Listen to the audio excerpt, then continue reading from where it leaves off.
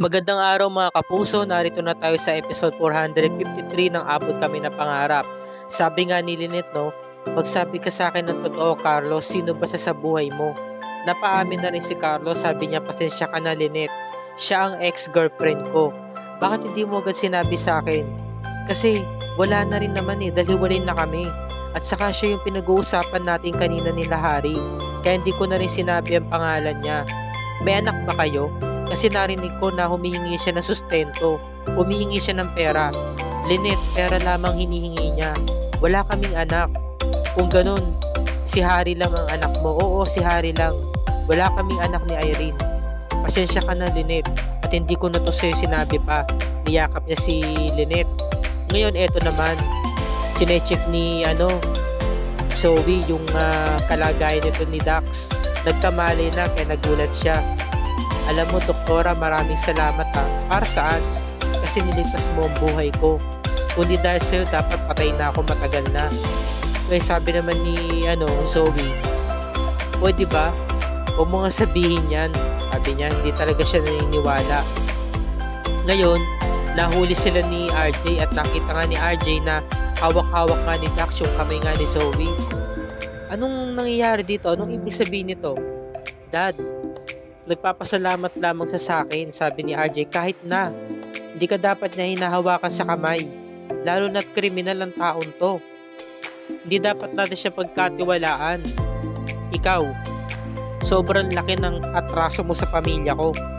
Nandahil sa'yo kaya munti kang pamapahamak ang buhay ni Annalyn, at ikaw ang dahilan kung bakit nakoma si Papa. Ano? Ako ang dahilan? Ang totoo niya, wala naman talaga akong kinalaman sa pagkakahulog sa bangin ni Sir Pepe.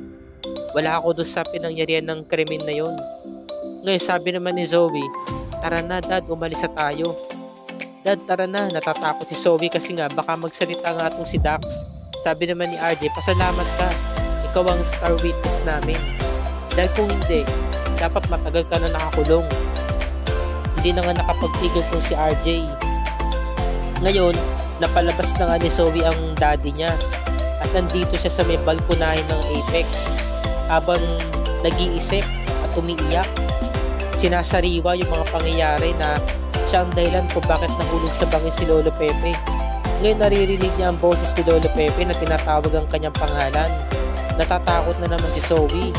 Talagang umi-echo yung boses. Hanggang sa paglingon niya sa baba, nakita niya na nakahantusin doon si Lolo Pepe.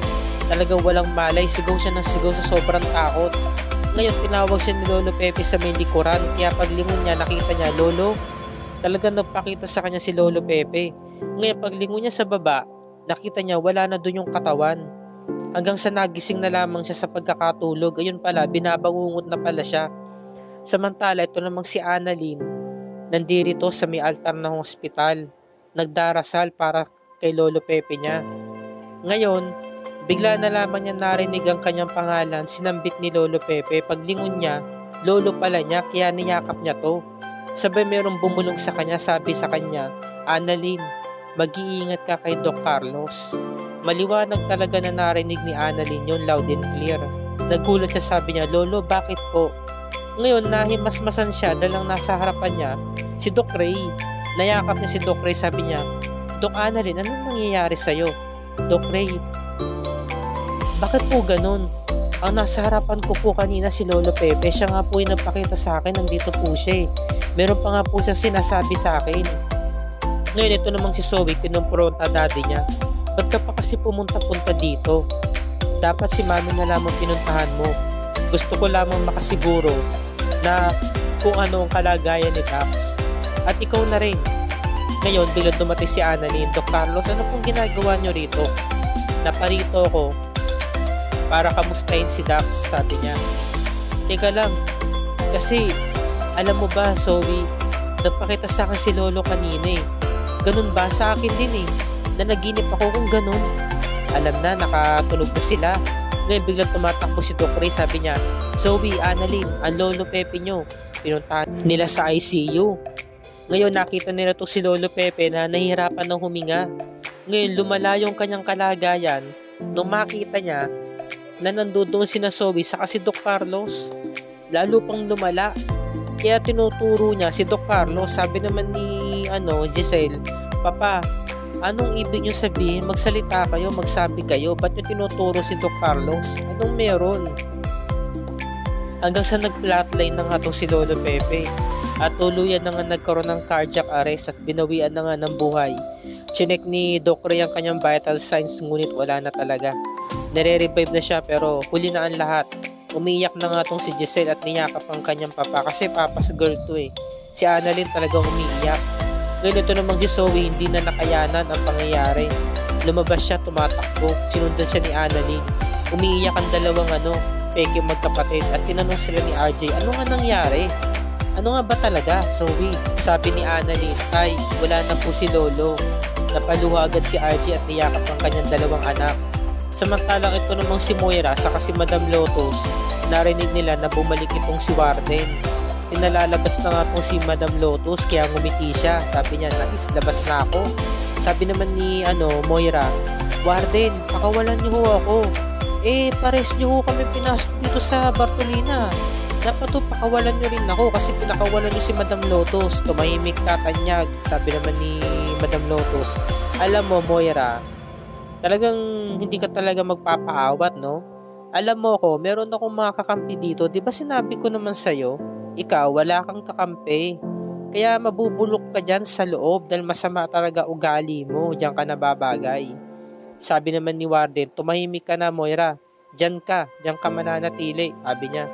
Ngayon ito namang si Zoe, chinecheck yung mga mata ni Dax. Napansin siya ni Dax, sabi niya, ba't parang tahimik mo, doktora? Kamusta na ba lolo mo? Kamusta na ba siya? May malay na ba siya? Sabi naman ni Zoe, wala na siya. Patay na siya, kanina lang. Dahil sa cardiac arrest. Ngayon bilang dumating si Justin.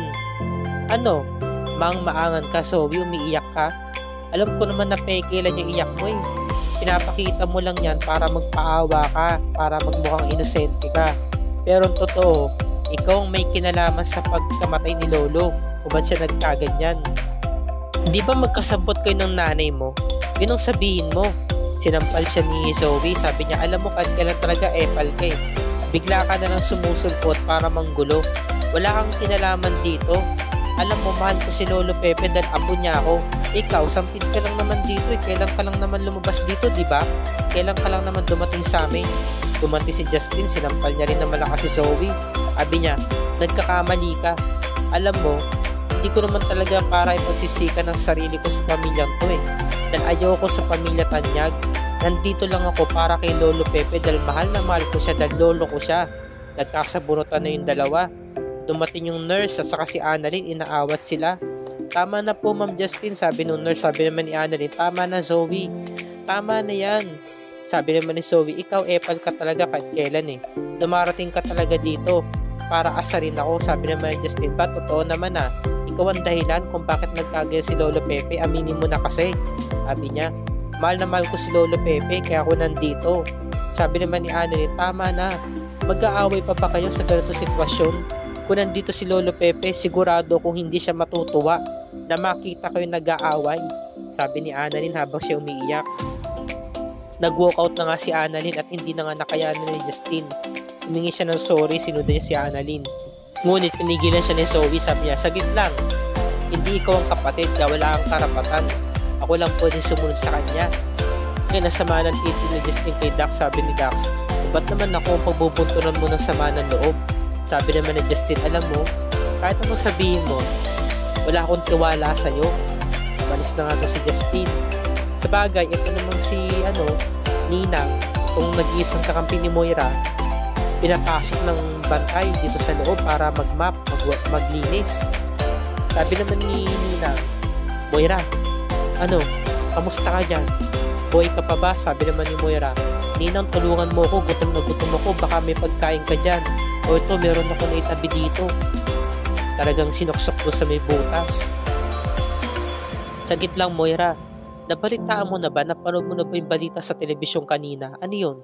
Patay na yung manugang mo, patay na si Tanda. Samantalang itong si Giselle, katawag niya yung katulong sa bahay nila para dalhin yung pinakabagay na barong para kay Lolo Pepe sa papa niya. Sige, dalhin mo na nandito sa ospital para makapili ako kung ano yung barong nakakasya sa kanya. Ngayon nakita ni Justin yung nanay niya umiiyak. So kailangan niya ng karamay.